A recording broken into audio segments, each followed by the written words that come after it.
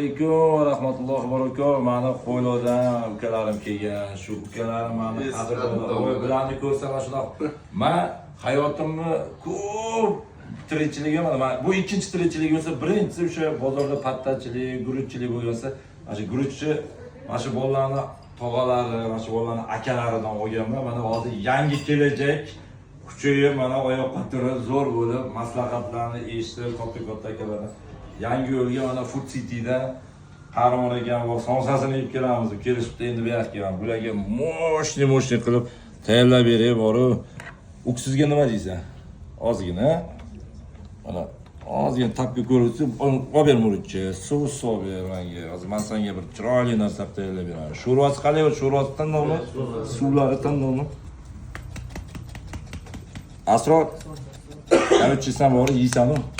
Dod duvor yurgan darajada qilib beraman hozir senga. Aka bu ertaga xudo seni dasturga qildiramiz. Bo'ldi, gap bu. Qochig'ini ber, otam. Beraver, men o'zingnikini beraver. Mana buni qaranglar, mana buni bor. O'zi ichi to'la sho'rva. Endi tapga ko'r, mana bu yog' bor. Yog' bo'lib ketadi. Yaqin olginda. Ko'rasan? Bo'ldi, suv sacho'tga aylandi bu, bor.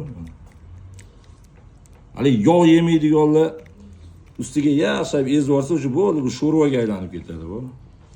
Bilmay yo'q qo'yadi, Bu ichida ro'pparasi 200 gram go'sht bor. Ana yog'i bilan 205 gram, 210 gram go'sht o'zi mana shuni ichida. To'la sho'rva mana. Asro, jo'jonim yo'q qilib ishtaha. Bos mana. Anvarga ham moshina qilib tayyorlab beraman hozir. Anvar, bor Sardor